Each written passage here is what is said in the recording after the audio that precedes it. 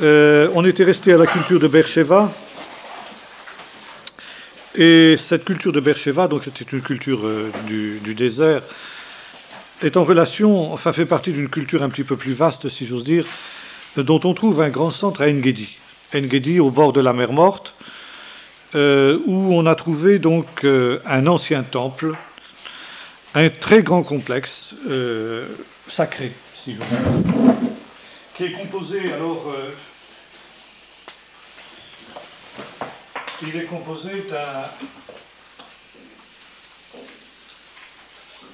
d'un parvis comme ça. Grosso modo, bon, c'est pas aussi rectangulaire, c'est moins régulier que ce que je fais.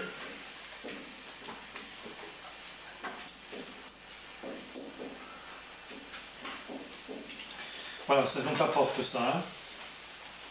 Voilà, comme ça. Bon, donc, comme vous voyez déjà à cette époque-là, les portes étaient déjà un complexe en eux-mêmes parce que la porte est toujours dans une ville ou dans un bâtiment d'importance comme c'est le cas ici du temple, le point faible. Donc c'est le point qu'il s'agit de fortifier le plus. Et en même temps, c'est un... Bon, il y a des salles, des chambres, etc. Et vous savez que c'était l'endroit où siégeaient les anciens. Déjà à Sodome, vous avez ça. Donc, quelques... Bon, un bon millénaire après quand même. Enfin, disons que là, on voit déjà ici les plans, si vous voulez, des bâtiments qui seront comme à peu près, si vous voulez, à l'air. Voilà. Alors, ici, vous savez, une niche.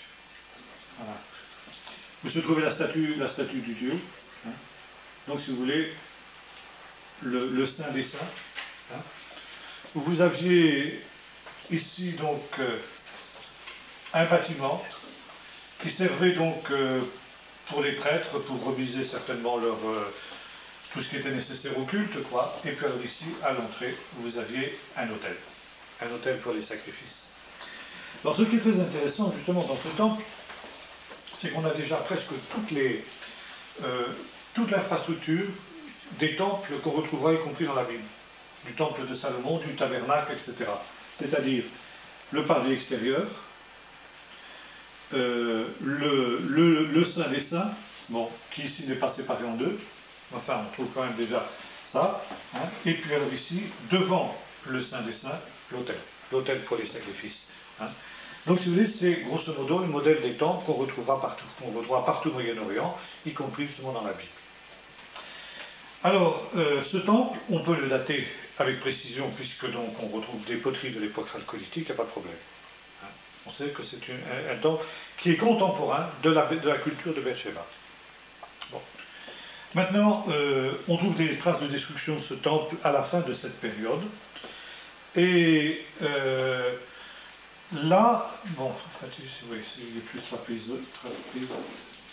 Voilà, c'est plus comme ça, c'est d'accord. Ah, je fais trop rectangulaire en fin de compte, il a plutôt cette forme-là, comme ça. Maintenant, dans les grottes qui surplombent le temple qui est en bas du Wadi Arougot, vous savez, tu vas appeler David, hein, le Wadi Arougot, à En-Gedi. Les autres qui sont allés avec moi à En-Gedi ne savent pas où c'est, parce qu'en général, on monte simplement au Nahal David. Donc, il est en bas, mais dans les grottes qui surplombent le Nahal Arougot, on a trouvé un trésor. Un trésor composé d'objets de cuivre.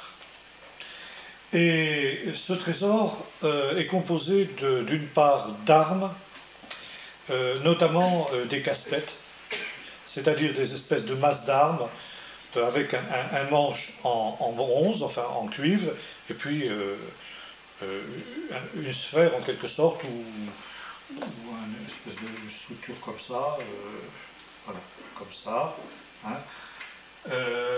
On trouve aussi alors des espèces de sceptres représentant notamment, justement, ce qui est très intéressant, des ibex nubiens. L'ibex nubien, que la Bible appelle Gaël, est un animal avec des grandes cordes recourbées comme ça,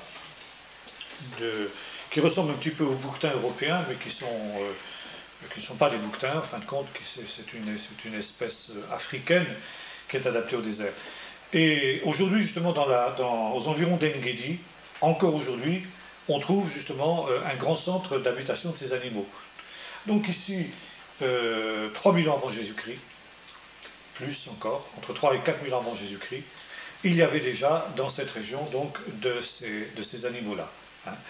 Et ils sont superbement représentés sur justement ces sceptres qu'on trouve à Engedi. Maintenant, il est clair, il semble du moins, que ce trésor a été caché là, un petit peu comme le sont les manuscrits de la mer Morte beaucoup plus tard, au moment où le temple a été détruit. Il semble que ces objets étaient ce qu'on appelle des offrandes votives, c'est-à-dire des offrandes qui étaient faites au temple, pour toutes sortes de raisons, comme on offrait à Jérusalem, quand les pèlerins venaient à Jérusalem, ils venaient en déposant le demi-shekel que chaque Israélite devait payer chaque année, ou comme aujourd'hui encore à Lourdes, ou même dans certaines églises bretonnes, vous avez des bateaux qui sont représentés dans la nef, etc., qui sont des offrandes votives que des marins ont offertes parce que, pris dans une tempête, ils ont prié la Vierge ou bien tel ou tel saint local, s'il est délivré, de leur offrir, etc. Bon, ce qu'on appelle une offrande votive. Une offrande que l'on fait dans un sanctuaire pour remercier la divinité d'avoir exaucé une prière, d'avoir donné une bénédiction, etc. Donc, vraisemblablement, tous ces objets étaient déposés ici, dans cette pièce. Et lorsque le temple a été pris à la fin de la période, lorsque les ennemis sont arrivés, ce trésor a été caché donc dans des grottes, où les archéologues les ont retrouvés, à peu près d'ailleurs à la même époque que celle des manuscrits de la mer Morte, c'est-à-dire un petit peu avant, dans les années 40, disons, hein, dans les années 40. Alors, ce qui était aussi très intéressant, c'est de noter qu'on trouvait aussi des objets d'ivoire tels que ceux qu'on trouve à Beersheba, la culture de Beersheba, qui était une culture qui était marquée par la présence d'objets d'ivoire, on a vu ça. On retrouve ça aussi donc ici dans le temple d'Engedi, ce qui laisse à penser que le temple d'Engedi devait vraisemblablement être le centre le centre spirituel de cette culture, le centre spirituel de ces gens. On trouve aussi donc des objets, des poteries qui viennent de l'autre côté du Jourdain, des poteries semblables à celles qu'on trouve à Tel Khassoul ou des choses comme ça. Ce qui laisse à penser que ce temple devait être connu par une vaste population du Moyen-Orient. Bon, on trouve aussi des poteries égyptiennes, ce qui permet peut-être de penser, alors c'est une hypothèse aussi qui a été faite, que les populations, notamment de la région du nord du Negev, ça veut dire de la région de Beersheba, pouvaient éventuellement travailler à certaines périodes de l'année en Égypte, et puis revenir passer une partie de l'année dans l'endroit où ils étaient. Donc c'était peut-être des travailleurs saisonniers ou des choses comme ça. Il y a des traces d'influence mésopotamienne, donc on se pose la question de savoir si finalement les gens de cette culture sont venus d'Égypte ou sont venus de Mésopotamie. Il y a deux écoles de pensée qui s'affrontent en ce qui concerne l'origine justement de ces populations chalcolithiques. Il y a ceux qui pensent justement qu'ils venaient d'Égypte, ce qui serait aussi appuyé par le fait qu'il y a des objets d'ivoire. Bon, alors il y a deux hypothèses sur l'origine de ces objets d'ivoire. Soit qu'il y avait dans le Negev à cette époque-là, ou dans certaines oasis du Negev, des animaux qui avaient d'ivoire, c'est-à-dire des rhinocéros ou des éléphants ou des hippopotames, des animaux comme ça. Ou alors que c'est venu d'Égypte. Quand ces gens-là passaient un temps en Égypte, ils chassaient là-bas des éléphants, des hippopotames, etc. Et ensuite ils utilisaient l'ivoire pour fabriquer les objets qu'ils amenaient d'ailleurs aussi dans le temple ici d'Engedi. Alors ça c'est une hypothèse. Il y a l'autre hypothèse sur laquelle ce sont des populations qui sont venues du nord, c'est-à-dire essentiellement de Mésopotamie, parce qu'on trouve justement des points communs avec le temple. D'ailleurs, le temple ici est un modèle temple plutôt de type mésopotamien que de type égyptien, quoique le temple égyptien aussi, il y a des points communs avec certains temples égyptiens qu'on pouvait trouver déjà à cette période-là aussi, notamment en Haute-Égypte. Mais bon, la similitude avec les temples de Mésopotamie a amené un certain nombre de savants à émettre l'hypothèse que c'était plutôt des populations qui venaient de Mésopotamie. Peut-être que la vérité est entre les deux, et que finalement, si le temple était vraiment un pôle d'attraction pour des gens qui habitaient sur une étendue importante, il est possible qu'il y avait des gens qui étaient en contact avec l'Égypte, ou des gens qui étaient en contact avec la Mésopotamie, qui se retrouvaient finalement dans ce temple. Bon. Alors le temple était détruit ici, avec la civilisation tout entière, à la fin de la période chalcolithique, et donc là, on a à port arrivé de nouvelles populations. De nouvelles populations, finalement, c'est le même problème. D'où viennent-elles, ces populations-là? Bon, c'est des populations qui vont former une nouvelle période, qu'on appelle donc la période du bronze moyen 1. Ça, on va y venir dans un instant. Mais c'est le même problème qui se pose. Égypte ou Mésopotamie? Peut-être que, justement, les deux hypothèses sont vraies. Dans la mesure où la terre d'Israël est un point de convergence, un point de contact entre justement ces deux grands pôles de la civilisation ancienne, la Mésopotamie et l'Égypte, il n'est pas invraisemblable de penser que finalement ces populations se retrouvent là, hein, et que la terre d'Israël est un point de contact entre ces civilisations. Bon. Maintenant, il y a, pour parler de l'époque chalcolithique, il y a deux autres centres de la culture de cette époque. C'est la région de Hadera. La région de Hadera, c'est une région qui se trouve dans la plaine du Sharon, si vous voulez, au sud du mont Carmel. À l'endroit où le Carmel, si vous voulez, les derniers contreforts du Carmel viennent mourir dans la plaine du Sharon, donc au sud de la chaîne du Carmel. Et là, donc, vous avez, d'une part, la région côtière qui se poursuit, à l'ouest de la chaîne, et puis un passage qui s'insère entre les monts du Carmel et les monts de Samarie, qui part de Hadera. Hadera est, si vous voulez, le carrefour de ces deux comment dirais-je, ces deux embranchements de la route de la mer. Hein. L'embranchement qui part directement vers le nord, en longeant la côte, en direction de la Phénicie et de l'Anatolie, c'est-à-dire la Turquie, et puis l'autre embranchement qui, lui, bifurque vers l'est, en direction de la plaine d'Israël, et de là, donc, en direction du lac de Tibériade, du Golan et de la Syrie, et enfin de la Mésopotamie. Quoi. Donc là, on trouve une culture qu'on appelle la culture de Hadera. Culture de Hadera qui se trouve essentiellement une culture funéraire, dans ce sens qu'on a trouvé des sépultures de cette période, de la période chalcolithique. Et déjà, donc, on a un type de sépulture qu'on trouvera souvent dans le Moyen-Orient jusqu'à, disons, la fin de l'époque du Deuxième Temple, et même après, si vous voulez, jusque pratiquement chez les Juifs au Moyen-Âge, si vous voulez. Ça veut dire une sépulture en deux temps. Bon, les sépultures, à partir de cette période-là, se font essentiellement dans des grottes. Bon, confère l'histoire d'Abraham qui achète la grotte de Macpéla pour y enterrer Sarah, sa femme. Bon, grottes qui peuvent servir dans un premier temps de tombeau et dans un deuxième temps d'habitation pour les vivants quand elles sont désaffectées. Hein. Ou l'inverse d'ailleurs. Des grottes qui commencent par servir de lieu d'habitation, puis ensuite les populations construisent des villages, et puis utilisent les anciennes grottes dans lesquelles ils habitaient pour y enterrer leurs morts. Bon.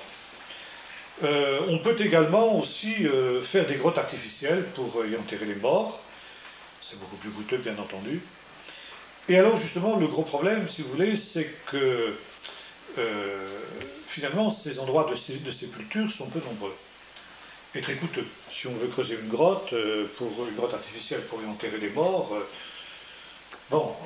ça représente un travail considérable. On n'a pas de dynamite à cette époque-là, même si on a l'équivalent. Ça aussi, éventuellement, c'est des choses qu'on ignore. On s'imagine, vous savez, on a toujours l'idée de notre cher ami, là, comment il s'appelle, là, votre ancien client, là, la célébrité locale. Comment Coppens, voilà, exactement. que les hommes de l'Antiquité, des espèces d'hommes singes, là, qui marchaient presque encore à quatre pattes, avec des poils plein de la figure, etc., plein le corps. Bon, en fait, quand on remonte à cette période-là, on se rend compte... Pourquoi tu ris? Non, si je fais ça, je ne peux pas plus encore. Ces gens-là avaient finalement des technologies beaucoup plus sophistiquées qu'on ne le pense. Bon, enfin, passons. Et alors, mais enfin, bon, quand même, même en tenant compte qu'ils étaient beaucoup plus évolués qu'on veut bien le dire, il est certain que ce n'était pas le tout venant qui pouvait se payer un tombeau dans une grotte artificielle. Alors, qu'est-ce qu'on faisait? Eh bien, on réemployait évidemment les tombeaux, les grottes naturelles ou artificielles. Alors, qu'est-ce qu'on faisait à ce moment-là? Bon, quelqu'un mourait, on le mettait donc dans une chambre sépulcrale qui se trouvait donc au fond de la grotte. Et puis, au bout d'un an à peu près, ou un peu plus, quand la chair était décomposée, on rassemblait les os et on les mettait dans des espèces de petits coffres de terre cuite, hein, qu'on appelait des ossuaires, ou des coffres qui pouvaient être en pierre aussi. On pouvait directement creuser dans la pierre.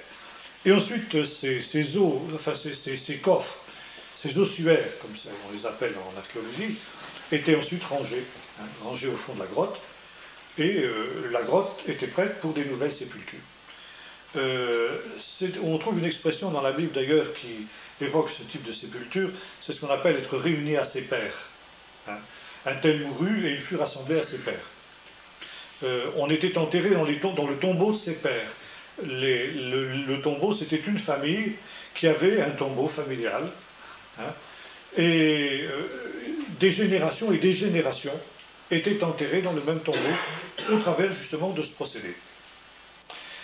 Par exemple, beaucoup plus tard, à l'époque de la monarchie israélite, monarchie judéenne plus exactement, on trouvera ceux qui connaissent dans la vallée de la Géhenne, au pied de l'église Saint-André, l'église écossaise de Saint-André, qui était avec nous quand on a logé à l'église de Saint-André.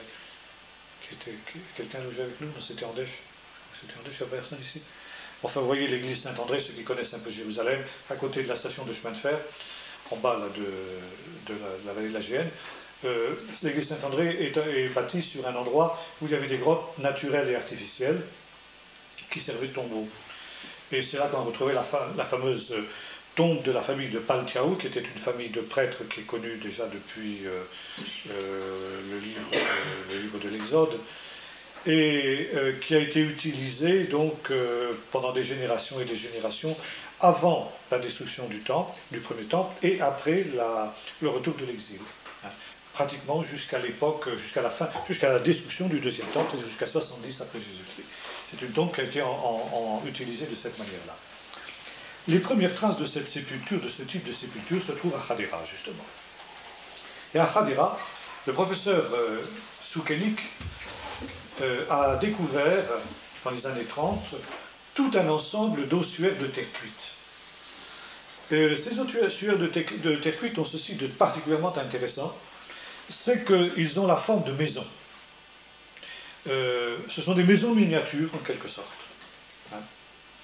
L'idée, évidemment, sous-jacente à ce type de seconde sépulture, c'était qu'en quelque sorte, le mort, dans l'au-delà, retrouvait sa maison. Alors, on reconstituait sa maison pour que dans l'au-delà, il ne soit pas trop dépaysé. Il se sente un peu chez lui. Hein. Bon. Seulement, pour les archéologues, ce qui est très intéressant avec ce type de découverte, c'est que ça nous donne une idée, justement, de ce à quoi ressemblaient les maisons d'époque. Et ces maisons, par exemple, j'ai ici, je vais vous la faire du dessin, mais voilà en gros, si vous voulez, à quoi ça ressemblait. Vous voyez? Est-ce que tout le monde voit? Donc, si vous voulez, une maison, toute une pièce qui était en torchis, finalement, vraisemblablement, elle était en torchis, une seule grande pièce, hein, et une entrée sur le pignon principal, une seule entrée. Bon, cette maison était utilisée vraisemblablement comme abri. On pense que... Il faut tourner ça. L'essentiel de la vie de la famille se faisait dehors, y compris d'ailleurs pour la nuit. Mais pendant les intempéries, la famille se réfugiait dans la maison. Et c'est dans la maison aussi qu'on stockait évidemment les choses précieuses que la famille pouvait posséder. Maintenant, il y a un autre centre de civilisation chalcolithique, ce sont les grottes du désert de Juda. Lorsque le professeur Yadin, en 1952, après la première découverte des manuscrits de la mer Morte en 1948, a décidé d'organiser une grande expédition dans toutes les grottes des environs de la mer Morte, dans l'espoir d'y retrouver de nouveaux manuscrits. Donc une grande expédition a été organisée en 1952 avec des moyens considérables, notamment des hélicoptères de l'armée, qui ont permis d'accéder à des grottes qui étaient difficilement accessibles autrement.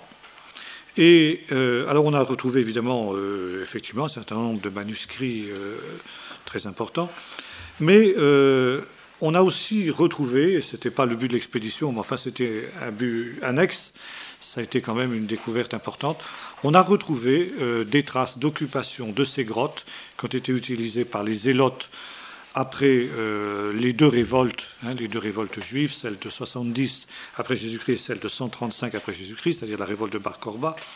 Et on a découvert justement que ces grottes, un certain nombre d'entre elles du moins, avaient déjà été occupées à l'époque chalcolithique. Et là, donc, on a retrouvé un certain nombre d'instruments de cuivre, un peu semblables justement à ceux qu'on a trouvés dans les grottes d'Engedi, dont nous parlions tout à l'heure, ce qui prouve qu'il y avait des relations justement entre les civilisations du nord du Negev et les civilisations du désert de Juda. Bon, on sait que les habitations dans les grottes ont continué pendant longtemps, jusqu'à nos jours finalement, jusqu'aux années 60. Il y avait encore des Bédouins dans les environs d'Hébron qui vivaient dans des grottes exactement comme à l'époque chalcolithique, si vous voulez. Alors là, c'est pareil, quand on nous parle de l'homme préhistorique, l'homme préhistorique, on le trouve encore aujourd'hui. Bon, je crois que c'est fini maintenant quand même. Mais enfin, il y a encore 40 ans, c'est pas quand même très vieux, il y avait encore des Bédouins qui vivaient de cette manière-là. Bon. Alors, manifestement, ces grottes aussi étaient des grottes d'un accès particulièrement difficile. Et alors, justement, la question est de savoir pourquoi des populations ont-elles éprouvé le besoin d'aller se réfugier dans des grottes d'un accès aussi difficile que cela. Bon, on peut penser que ces gens-là avaient maille à partir avec des ennemis et qu'ils sont allés se réfugier dans ces endroits-là parce que, justement, ils cherchaient à se réfugier, se mettre à l'abri de ces ennemis. De quel genre d'ennemis s'agissait-il ? C'est tout le problème. Encore une fois, à cette période-là, nous n'avons aucune source écrite. Par conséquent, nous ne pouvons pas savoir quelles ont été les vicissitudes de cette période-là. Mais enfin, un fait est que ces grottes ont servi de refuge aux proscrits, aux bannis, aux persécutés de tous les lieux, de tous les temps, enfin de tous les temps en tout cas historiques de l'histoire du pays d'Israël. Et ce qui s'est passé donc au moment des deux révoltes juives et donc de la répression romaine qui en a suivi a dû se produire aussi à l'époque chalcolithique, évidemment dans des conditions historiques qui nous dépassent. Ce qui en tout cas semble probable, c'est que ces populations ont eu maille à partir avec celles qui sont venues créer une civilisation nouvelle, celle qu'on appellera justement l'époque du bronze ancien.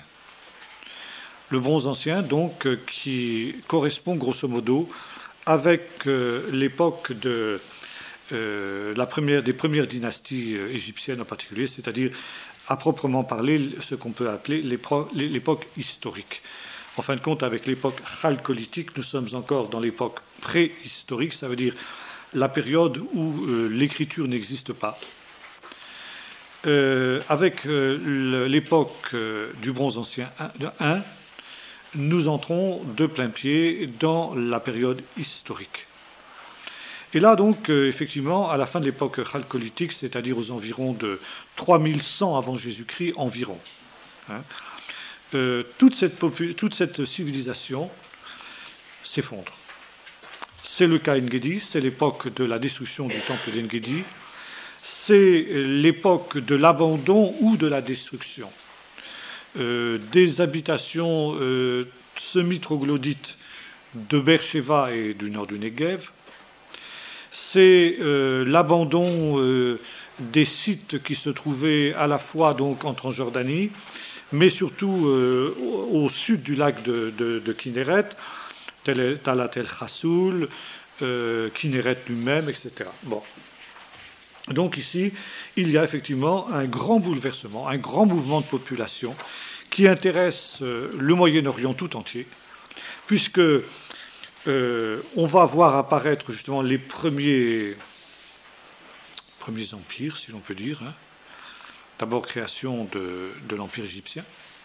L'Empire égyptien, donc, si l'on prend la chronologie longue, qui est celle que nous adoptons, c'est-à-dire 3100 avant Jésus-Christ, c'est l'apparition de la première dynastie d'Égypte, le roi Narmer, qui unifie sous son sceptre la haute et la basse Égypte, et qui coiffe la fameuse couronne, qui est une composition justement des couronnes de haute et basse Égypte, et qui va créer l'ancien empire égyptien. En Mésopotamie, c'est l'apparition non pas d'un empire sumérien, car les Sumériens n'ont pas à proprement parler formé un empire centralisé à l'image de l'empire égyptien. Mais en Mésopotamie apparaissent des cités-États. Ça veut dire des villes. C'est l'époque de l'urbanisation véritable. Bon.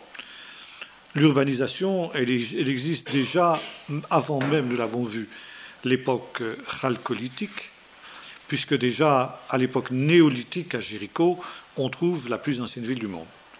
Néanmoins, c'est une exception. C'est une exception. Nous avons vu que même la Jéricho 9, c'est-à-dire la première Jéricho, ne peut pas être qualifiée à proprement parler de ville. C'est un village, en fin de compte, un gros village.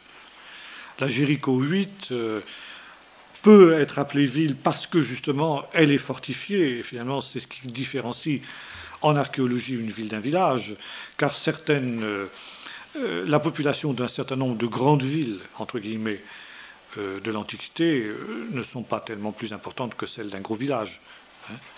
Mais ce qui différencie, archéologiquement parlant, une ville d'un village, c'est que les villes sont fortifiées.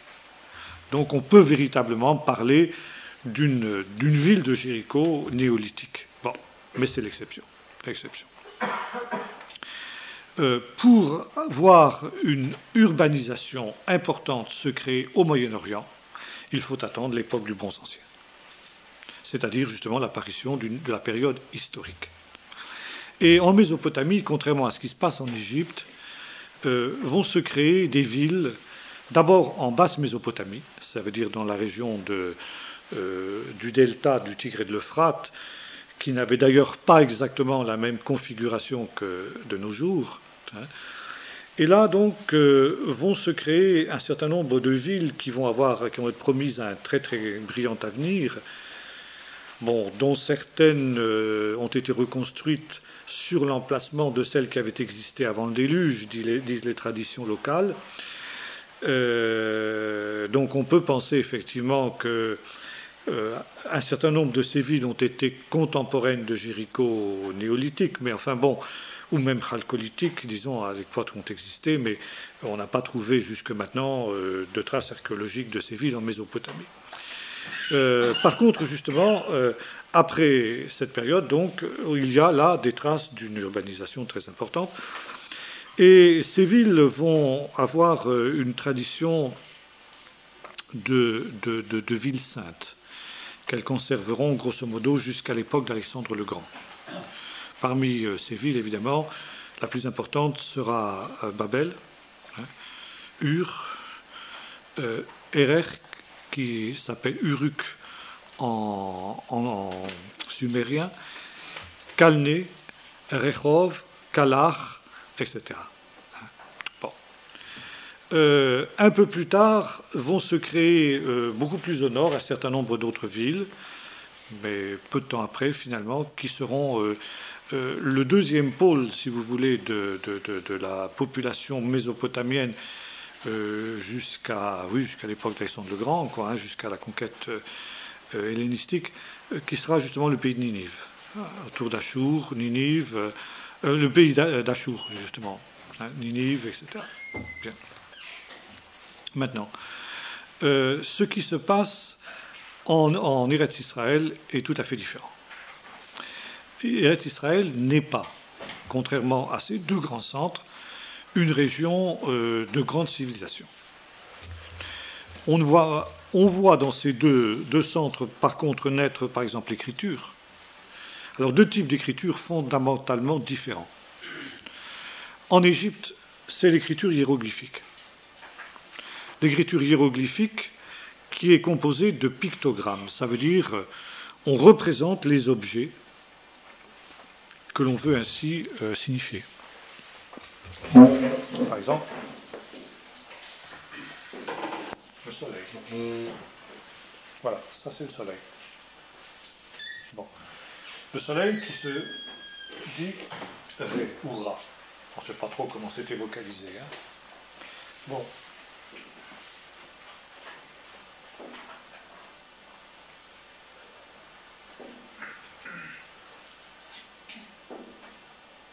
Qu'est-ce que c'est ça, à votre avis? La mer. L'eau.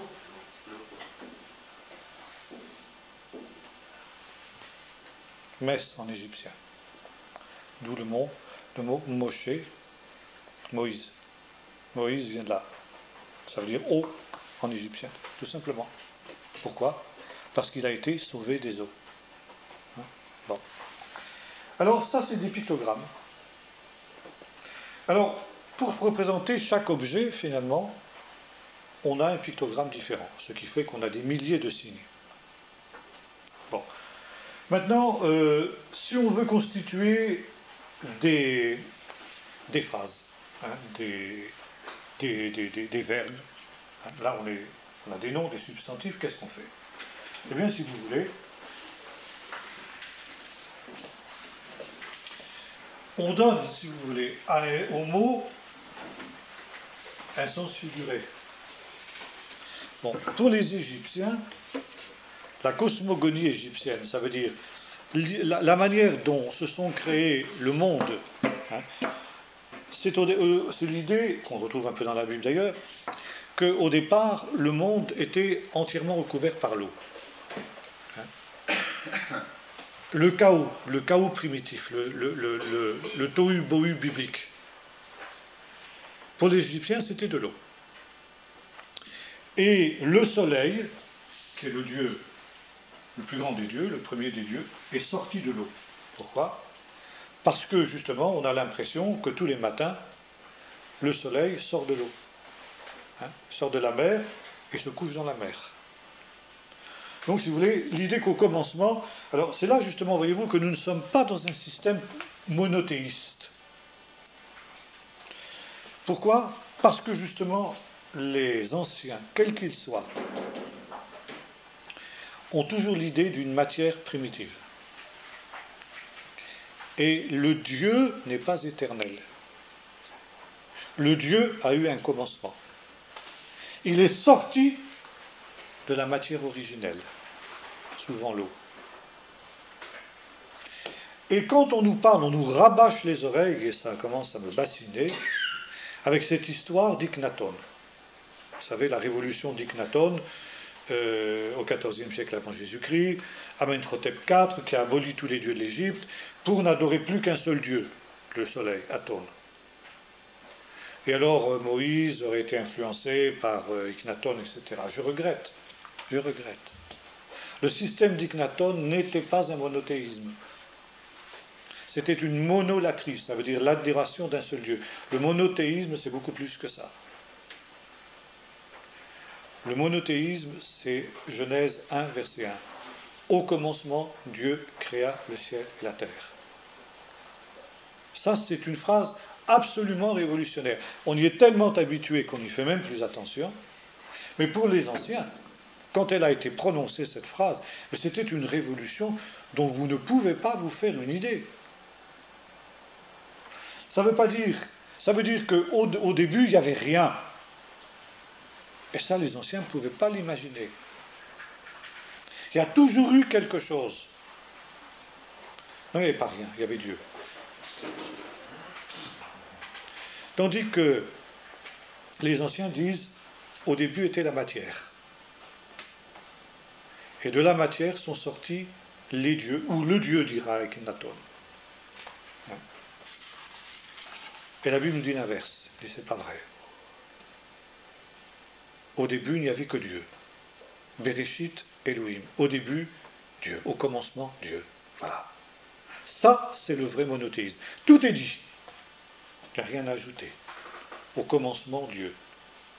Ça, c'est la révolution monothéiste. Ça, c'est la révolution mosaïque. Et les anciens n'avaient pas ça. Pour les anciens, encore une fois, la matière est première. Et vous retrouvez ça chez les Grecs. Vous retrouvez ça chez Platon. Vous retrouvez ça chez Aristote.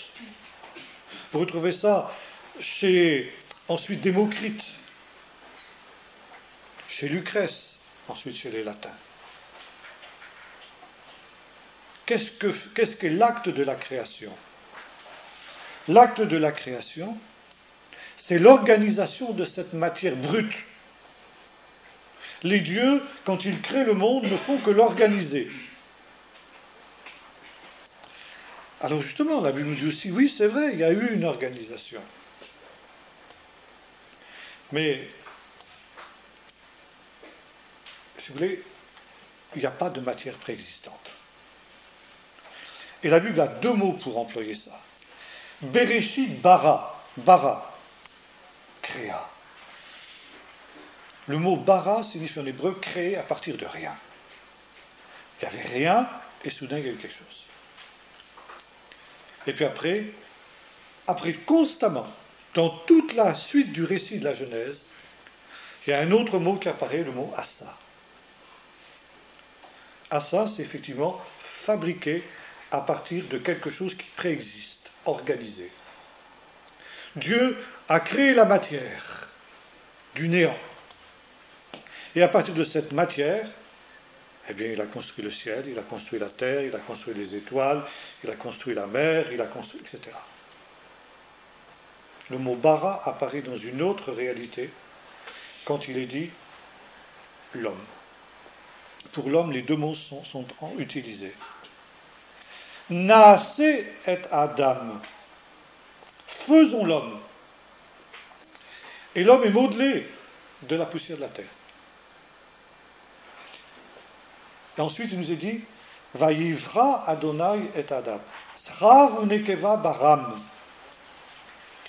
Dieu créa l'homme à son image. Mâle et femelle, il le créa. Et là, c'est le mot bara. C'est le même mot que celui de la création primitive quand Dieu a créé la matière.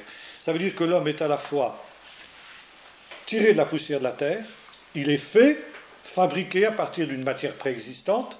Ça veut dire qu'il plonge ses racines dans l'animalité, et en même temps il a une création entièrement nouvelle, entièrement originale. Quelque chose qui a été créé ex nihilo, à partir de rien. Le souffle divin qui a été insufflé dans ses narines. C'est pourquoi l'homme est une créature exceptionnelle dans l'univers. Et ça, les écologistes, quand ils nient cette spécificité de l'homme, font une faute énorme. Donc ça, c'est le vrai monothéisme. C'est le vrai monothéisme. Création à partir de rien. Maintenant, revenons à nos Égyptiens. D'ailleurs, je termine là-dessus sur cette pensée. Vous savez que même les savants modernes, c'était jusqu'à 1965, le débat entre les savants, les marxistes par exemple. Marx part de la pensée des Grecs. La matière a toujours existé. Et alors il y a dans le marxisme une espèce de divinisation de la matière. Une divinisation de la matière, ça veut dire il y a dans la matière des forces, comme la matière est éternelle d'abord. Il y a des forces qui la poussent à s'organiser. Il y a une espèce de dynamique interne à la matière qui la pousse à s'organiser d'une manière toujours plus complexe. Et Marx reprend le schéma darwiniste, bien entendu, l'amibe, les éponges, les protozoaires d'abord, et puis les éponges, les méduses, les poissons, etc., les vertébrés, bon, enfin, vous connaissez le schéma darwinien, jusqu'à l'homme. Et puis même l'homme, ensuite ça continue. L'homme, c'est la matière qui prend conscience d'elle-même et qui par conséquent va prendre en main sa propre évolution, sa propre organisation, et par conséquent, il y a une espèce de courant ascendant dans la matière, qui va vers un but, une espèce de messianisme marxiste. Marx n'était pas juif pour rien. Et alors justement qui va aller jusqu'à l'homme idéal. Un jour, l'homme va réussir à s'organiser de telle manière qu'il va créer un monde idéal, va créer un paradis terrestre. Et alors ce sera le sommet de l'évolution de la matière. Alors ça, c'est un système dont nous sommes encore infectés, bien entendu, aujourd'hui. Malheureusement, et c'est peut-être une des raisons de la chute du marxisme aussi, c'est qu'en 1965,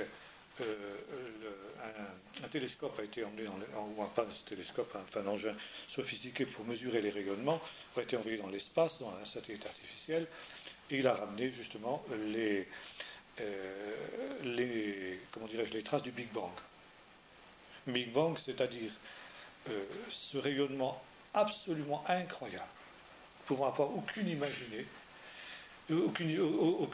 de cet énorme éclair qui a été au commencement et qui a été tellement énorme, tellement puissant que, si on en croit les savants, des milliards d'années après, parce qu'on ne sait pas combien les savants ne sont pas d'accord sur le nombre de milliards d'années qui sont l'âge de l'univers, des milliards d'années après, on peut encore voir, pas nous, pas avec nos yeux, même pas avec nos télescopes, mais avec des systèmes de mesure extrêmement sophistiqués, les traces de ce Big Bang. Et quand on a découvert les traces de ce Big Bang, ça veut dire quelque chose. Ça voulait dire que l'univers a eu un commencement. Et que finalement, le conflit qui existait depuis les Grecs, et même avant, disons, entre les païens, je pourrais dire, et les judéo-chrétiens, parce que finalement c'était le débat, entre les créationnistes et les matérialistes, était tranché. Maintenant, on sait que l'univers a eu un commencement, que la matière n'est pas éternelle. Et la découverte du Big Bang a donné raison à la Bible, au commencement Dieu. Parce que les savants sont arrivés à la certitude qu'il y a eu un moment zéro. Avant ce moment zéro, il n'y avait rien. Et après le moment zéro, il y a eu cet énorme éclair. Qu'il y ait de la lumière, il y ait de la lumière. Un éclair dont nous ne pouvons pas avoir la moindre idée, qui a été le commencement de tout. La matière est née de cet éclair. Après ça, donc, la lumière s'est transformée. Bon, enfin ça, il y a tout un ensemble de lois physiques qui ont été étudiées d'une manière très précise par les astrophysiciens. On sait maintenant ce qu'ont été les 3 premières minutes de l'univers. Et ça correspond exactement à ce que nous dit la Bible, entre parenthèses. Mais pendant des milliers d'années, on a discuté de cela. Et pour les peuples païens, c'était justement la grande différence entre les païens et les judéo-chrétiens. C'est que les païens de tous les temps, y compris les néo-païens modernes, et encore aujourd'hui au niveau des écologistes en particulier, des gens qui voudraient revenir au système de Démocrite et de Lucrèce, c'est-à-dire justement d'une idée de l'éternité de la matière, malgré les découvertes modernes. Mais là maintenant, le débat est tranché.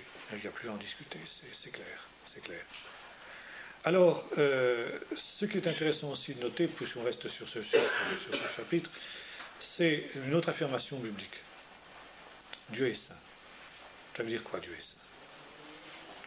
Bon, ça veut dire que Dieu est moralement parfait, c'est comme ça qu'on le comprend. Non, pas pour la Bible, dans un premier temps. C'est vrai que Dieu est moralement parfait, ça c'est pas en cause. Mais quand la Bible dit que Dieu est saint, c'est pas tellement ça qu'elle veut dire. Ça veut dire que Dieu est séparé de sa création, différent de sa création. Foncièrement différent. Il n'y a strictement, comment dirais-je, rien de la nature divine qui existe dans la création. La création de Dieu est entièrement, totalement extérieure à Dieu. Et ça exclut toute idée de panthéisme. C'est ce que les théologiens appellent la transcendance de Dieu. Dieu est foncièrement séparé de sa création. Kadosh en hébreu, saint, ça signifie séparé.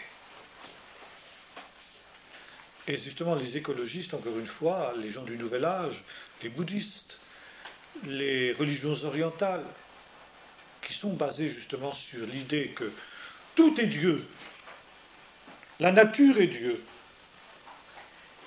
Et si la nature est Dieu, il faut que la nature soit éternelle. Et ces philosophies, malgré les découvertes des savants, continuent à penser qu'il y a une éternité de la matière. Mais scientifiquement, c'est impossible. On sait aujourd'hui que c'est impossible. Alors ça, justement, c'est la grande différence entre, encore une fois, la Bible et les mythologies, y compris les mythologies modernes, car je place le marxisme au rang des mythologies, je place l'écologie doctrinaire, en quelque sorte, au rang des mythologies, je place l'athéisme au rang des mythologies. Le darwinisme, etc. Ce sont des mythologies. Bien. Alors donc, revenons à nos Égyptiens maintenant. Donc, le soleil naît de la mer. Tout est né de la mer. C'est la mer qui donne naissance à tout. Donc, naître. Comment est-ce qu'on va dire naître en égyptien? Une chose. N'importe qui naît de cette manière-là. C'est tellement vrai que le fœtus baigne dans l'eau. Ça, les Égyptiens le savaient déjà. Ce qui montre bien justement qu'on est des eaux. Hein? Alors, fils, ça voudra se dire Aoudissa, Mess. Vous êtes fils de.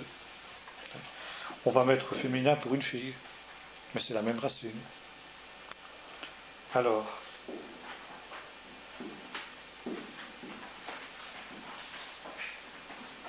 vous connaissez ce mot-là, tout le monde, bien sûr. Ça veut dire quoi, à votre avis? Fils du soleil.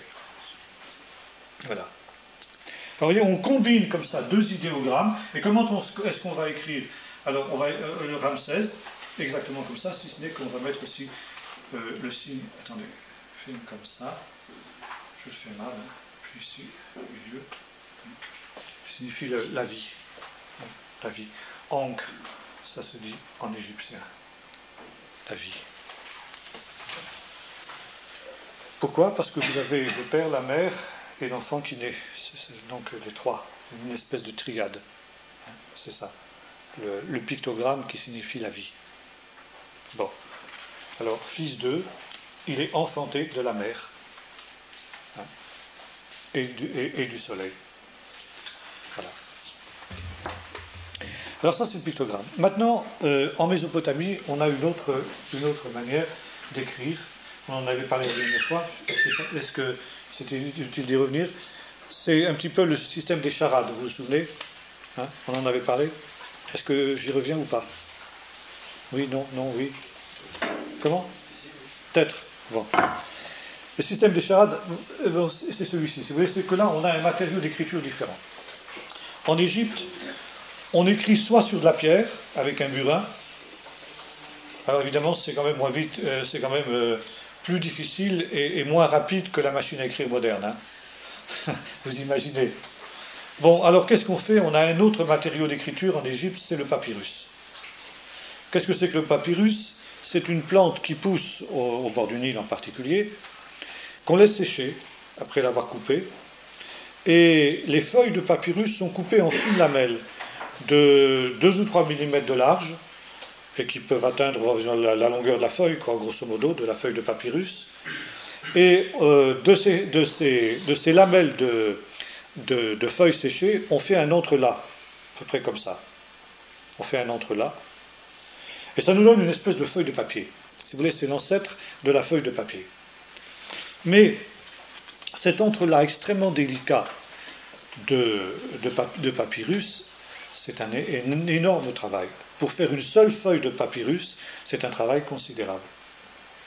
Il n'est donc pas question d'écrire des romans fleuves de 900 pages. Ça, en Égypte, à cette période-là, c'est hors de question, parce que ça coûte trop cher le papyrus.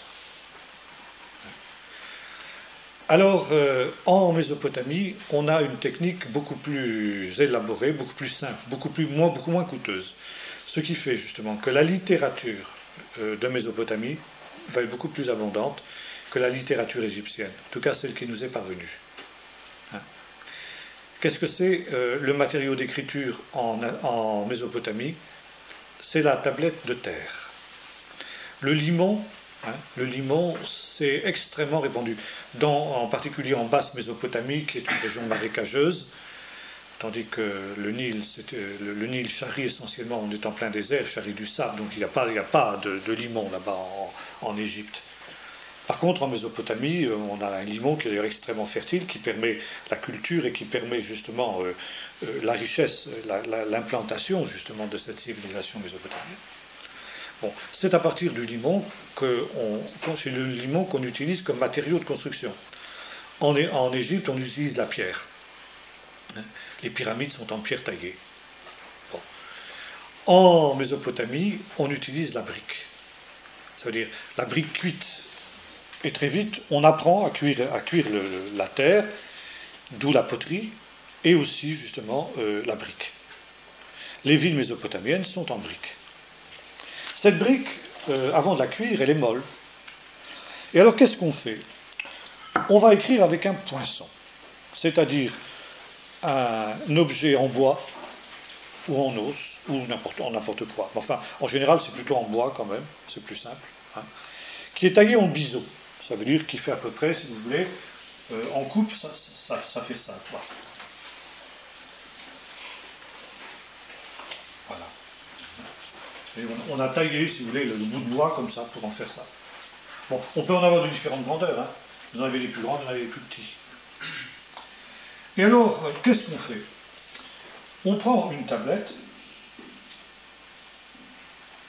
molle, bien entendu, et avec le poinçon, on va imprimer dans la glaise molle un certain nombre de coins comme ça, d'où écriture cunéiforme, ça veut dire écriture en coin. Alors vous allez avoir à peu près quelque chose comme ça. Bon, je fais ici en gros, voilà. Alors, ensuite, il y en a qui repartent comme ça. Vous en avez des plus petits qui viennent là, bon, etc. Et ainsi de suite, tout au long de la tablette. D'ailleurs, ça commence dans l'autre sens comme l'hébreu, en général. Enfin bon, je fais comme ça. Comme ceux qui ne connaissent pas le sumérien, ça ne les dérange pas trop. Mais bon, alors, si vous voulez, alors on a deux solutions. Par exemple, chez les écoliers qui apprennent à écrire, c'est comme une ardoise autrefois. Quand on a terminé son exercice, on efface tout, on recommence. Donc, pas question de papyrus, ça peut aller très vite, avec un poinçon, tandis que quand en Égypte, on taille dans la pierre avec un burin, vous voyez ce que ça représente. Tandis qu'ici, on peut écrire un texte relativement long, très rapidement. Si on n'est pas content, on l'efface. Et si on trouve que c'est un chef-d'œuvre immortel, que toutes les générations à venir méritent de le connaître, on le cuit. Et quand il est cuit, il est fixé pour l'éternité. Tellement bien fixé que des milliers d'années après, les archéologues les redécouvrent et peuvent les déchiffrer. Bon. Alors, le système d'écriture de Mésopotamie, ce qu'on appelle alors le sumérien et l'akkadien, parce que finalement, la langue primitive de la Mésopotamie, c'est le sumérien. Les Sumériens sont des gens qui sont venus des montagnes du nord de la Mésopotamie, c'est-à-dire des montagnes d'Iran, qui sont venus eux-mêmes, si vous voulez, de l'Ararat. Si on reprend donc ce qui est écrit dans la Bible, l'arche de Noé qui était située au nord de cette région-là. Et donc, si vous voulez, descendant des montagnes de l'Ararat, et ensuite passant, on est à la frontière de l'Iran, les populations sumériennes, les ancêtres des Sumériens sont passés par les montagnes d'Iran et sont descendus dans la plaine que la Bible appelle la plaine de Shinéa. C'est ce que nous appelons aujourd'hui la Mésopotamie, l'Irak actuel, si vous voulez. Hein. Donc, si vous voulez, les Sumériens seraient vraisemblablement des descendants de Japhet, quoi. Hein. Donc, parlaient une langue non sémite, qui avait des affinités avec l'akkadien quand même, parce que donc, tout est issu d'une langue primitive. Et beaucoup plus tard, donc, les environs de 2300 avant Jésus-Christ, est arrivée une autre population en Mésopotamie, qui était une population sémite, qui descendait donc de Shem, un des deuxièmes fils de Noé, qui avait un autre type de langue sémitique, langue trilitaire, avec langue agglutinative, qui est donc différente justement des langues indo-européennes, dont le sumérien était une branche. Nos langues européennes descendent du sumérien, finalement. Et là, détail intéressant, si vous voulez, ces langues anciennes, l'akkadien, le sumérien, pour ne parler que d'elles sans parler de l'égyptien, sont des langues infiniment plus complexes que nos langues. La grammaire sumérienne et la grammaire akkadienne, eh bien, la grammaire française à côté, laissez-moi vous dire que c'est une joyeuse plaisanterie. Et voyez-vous ici la théorie de Darwin, de Coppens et autres consorts. Au début, les hommes parlaient par onomatopée. C'est bien ça, poussaient des cris plus ou moins inarticulés. Pas du tout. Et Darwin, Coppens et consorts disent on part du plus simple pour aller au plus complexe. L'archéologie nous dit non, on part du plus complexe pour arriver au plus simple. Les langues plus anciennes, les langues plus récentes sont beaucoup plus simples que les langues plus anciennes. Plus on remonte dans le temps, plus on a un système grammatical et un système linguistique complexe. C'est comme ça. Hein? Même chose pour l'écriture. Alors, l'écriture sumérienne, puis l'écriture akkadienne, les Akkadiens vont arriver, ce sont des sémites, ils vont avoir une langue différente du sumérien, mais ils vont reprendre le système d'écriture des Sumériens pour écrire leur langue. Si bien que, si vous voulez, a priori, on ne peut pas savoir si on a affaire à un texte sumérien ou si on a un texte akkadien aussi longtemps qu'on ne l'a pas lu. C'est le même système d'écriture. Même chose pour l'assyrien. L'assyrien qui va être aussi une branche de l'akkadien, puisque c'est aussi un peuple sémite, les Assyriens. Vous aurez la même chose pour les Amorites. Bon. Tous ces gens-là vont reprendre le même système d'écriture. Bon. Et alors, là, si vous voulez, au lieu d'avoir justement des pictogrammes, nous avons des signes qui sont des signes absolument abstraits, qui sont simplement les traces du poinçon sur l'argile, et qui, combinés de différentes manières, vont faire une syllabe. Par exemple, je dis n'importe quoi, hein, ça, là, ça serait la célèbre, voilà, dour. Ici, on fait ici un autre signe, je ne sais pas, moi, par exemple, comme ça, voilà, voilà. Ce sera la signe.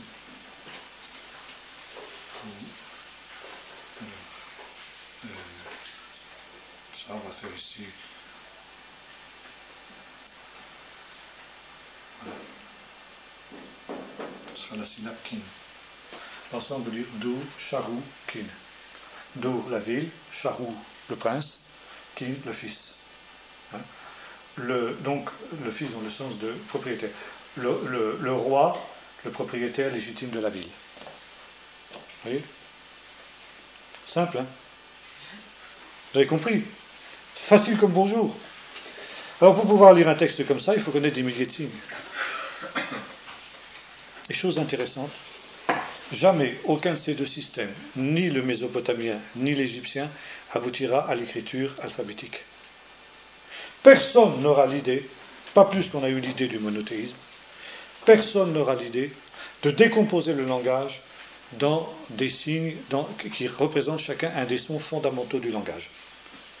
Il faut attendre les Hébreux pour ça, c'est les Hébreux qui inventent l'alphabet. Ça, on aura l'occasion d'y revenir. Et là, donc, c'est la même chose, si vous voulez, en Chine, parce que les Chinois, enfin les peuples asiatiques, sont partis du même endroit, finalement. Et jusqu'à aujourd'hui, les Chinois et les Japonais ont des milliers de signes qui ressemblent étrangement au cunéiforme. Seulement, si vous voulez, ils ne sont pas avec des poinçons, ils sont dessinés avec de l'encre au pinceau. Parce que justement, on écrit sur de la soie en Chine. On invente la soie, on invente le tissu, on écrit sur du tissu au départ. Puis ensuite, les Chinois inventent le papier. C'est eux qui sont les premiers à inventer le papier tel que nous le connaissons. Donc, si vous voulez, on dessine au pinceau des signes qui ressemblent au cunéiforme, finalement. Bon, voilà, on va s'arrêter là pour ce soir. Est-ce que vous avez des questions à poser là-dessus ? Les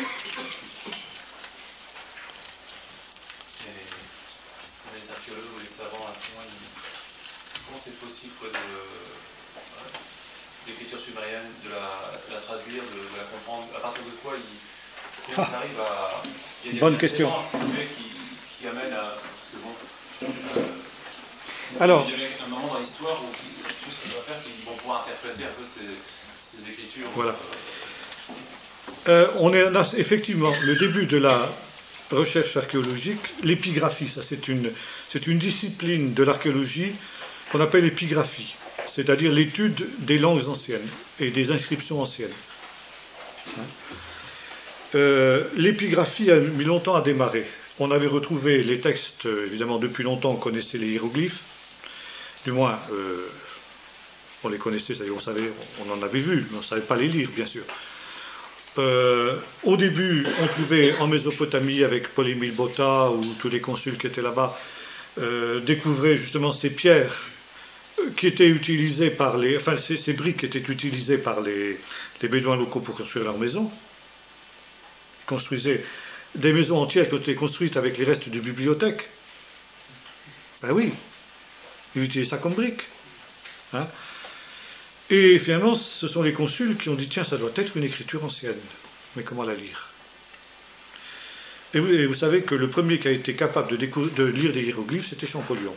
Champollion, qui était un savant que Napoléon Bonaparte avait emmené avec lui dans sa fameuse expédition d'Égypte. Vous savez comment Napoléon a ramené une des obélisques qui se trouve à la place de la Concorde aujourd'hui, à Paris. Et Champollion, pendant qu'il était en Égypte avec Bonaparte, a eu la chance de tomber sur la fameuse pierre de la Rosette. Je ne sais pas, on l'a dans les Carésiens qui ont une reproduction. La pierre de la Rosette était en 3 langues. C'était une pierre qui datait de l'époque de la reine Cléopâtre, donc de l'époque classique, disons. Elle était en égyptien, ancien, donc en hiéroglyphe, en grec, et puis la 3e langue, c'était quoi déjà ? Le démotique. Donc c'est ça, la langue égyptienne de l'Égypte récente, de la fin de l'Empire égyptien. Bon, et soudain, dans Champollion a découvert sur la plaie de la Rosette ce qu'on appelle un cartouche. Un cartouche, c'est dans un texte égyptien. Alors l'égyptien, pour rendre les choses faciles, parce que l'égyptien c'est une langue très facile, l'hiéroglyphe, peut être lu dans tous les sens. Peut être lu comme ça, peut être lu comme ça, ou peut être lu comme ça, ou peut être lu comme ça. Ça, c'est le scribe qui choisit. Alors ça aide tout de suite. Vous comprenez ? Alors, vous avez un texte touffu comme ça, et on savait quand même, assez depuis toujours, que quand apparaissait dans un texte égyptien le nom d'un roi, il y avait ce qu'on appelait un cartouche. Par exemple ici, Ramsès, je réécris Ramsès comme j'ai fait tout à l'heure. Voilà. Voilà, ça c'est Ramsès en égyptien. Bon. Quand le nom du roi apparaît, il est toujours entouré comme ça, d'une espèce de quadrilatère, si vous voulez, avec des angles ronds. Ce qu'on appelle un cartouche, le cartouche du roi. Et dans le texte grec apparaissait le nom de Cléopâtre. Et Champollion a pensé que le texte grec était la traduction du texte égyptien. Et il a cherché dans le texte égyptien le nom de Cléopâtre. Et il a trouvé un cartouche. Il a dit, voilà le nom de Cléopâtre. Et il a réussi à déchiffrer le nom de Cléopâtre en égyptien. Et à partir de ça, c'était la clé. À partir de ça, il peut reconstruire tous les autres. Vous comprenez? Parce qu'on a la traduction. Bon, ici, le nom qui est avant Cléopâtre, en grec, c'est, je ne sais pas moi, la reine. Mettons, la reine. Donc il dit, ce qui est avant ici, ça veut dire la reine. Etc. Et ainsi de suite. Mot à mot, il a pu reconstituer le texte. Et il a été capable de publier le premier dictionnaire d'Égyptien ancien. Bon, le système a été perfectionné par la suite, il continue à l'être d'ailleurs, parce que, bon, c'est jamais fini. Et alors, pour les autres langues anciennes, c'est toujours le même principe. Il faut trouver une traduction, il faut trouver un texte bilingue pour pouvoir le traduire. À partir du moment où on tombe sur un texte bilingue, ça va, on est sauvé. Et c'est pour ce qu'il y a un certain nombre d'écritures anciennes qui ne sont toujours pas déchiffrées. Le hittite, par exemple. Le crétois ancien. Il y a le fameux disque de Phaistos qui est illisible, qui est vraisemblablement un texte qui est en relation avec les Philistins. Mais on est incapable de le lire parce qu'on a, pour le moment, on n'a trouvé aucun texte bilingue. Alors on peut évidemment aussi, si on a des langues voisines, par exemple, quand on a déchiffré, par exemple, je sais pas moi, le sumérien ou l'akkadien, bon, on peut déchiffrer l'assyrien parce que c'est une langue qui est proche. Bon, il y a des choses qui changent, mais enfin, on finit par comprendre. Hein. Comme si par exemple vous parlez français, vous tombez sur un texte espagnol, avec le temps vous finirez par lire l'espagnol, couramment, hein, simplement en étudiant des textes. Parce que, bon, on fait des recoupements, etc. Quoi. On déduit des règles de grammaire, etc. et tout ça. Donc quand on a des langues voisines, on arrive à les déchiffrer. Mais là, par exemple, le hittite ou le crétois, c'est des langues qui n'ont aucun équivalent. Alors, ce qui est intéressant actuellement pour le crétois, par exemple, c'est qu'on se demande si la clé de la compréhension du crétois ne serait pas le basque. Le basque pourrait être une survivance, justement, du crétois. Et le hongrois, c'est une langue extrêmement étonnante, aussi étrange, qui n'a aucun équivalent nulle part, mais qui a des points communs avec le basque. Bon, alors on en est là pour l'écriture, le déchiffrage du crétois pour le moment. Alors si on arrive à avoir des langues... Alors ce qu'a aidé Champollion aussi, c'était le copte. Car le copte, c'est un dérivé justement du démotique et de l'ancienne langue des Égyptiens. Et alors, en comparant ce qu'il a découvert sur la pierre de la Rosette avec le copte, il a pu reconstituer aussi la langue égyptienne ancienne. Alors quand on a des langues qui sont dérivées, des familles de langues, bon par exemple l'akkadien aussi, même les langues sémitiques, l'hébreu, l'arabe, etc., ont aidé à la compréhension de l'akkadien, parce qu'il y a la même structure de la langue, des mots qui ressemblent, par exemple sar, on l'a vu tout à l'heure, on a le même mot en hébreu, sar, ça veut dire le roi, le chef, hein, sar, le roi, char en akkadien, charou en akkadien. Uruk, n'est-ce pas, Ur, le feu, etc. Bon, on retrouve ça en hébreu aussi. Donc il y a ça aide quoi, ça aide. Il faut comparer les différentes langues. Il faut donc une grande connaissance des langues anciennes pour pouvoir être un épigraphe extrêmement émérite quoi. Ça c'est toute une œuvre d'une vie. Quelqu'un qui se consacre à ça, c'est un travail de bénédictin. Autre question?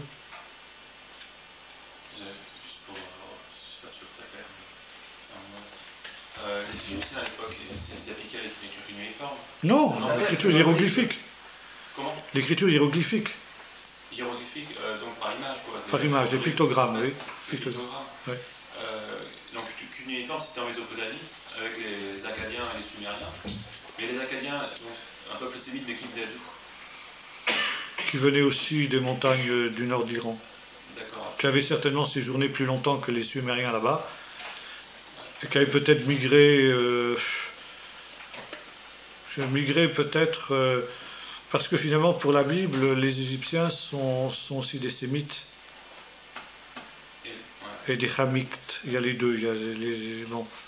Vous avez dit tout à l'heure, mais le papyrus, vous avez vu longtemps après ou... Ah ben le papyrus, en tout cas dès l'Ancien Empire, on trouve le papyrus.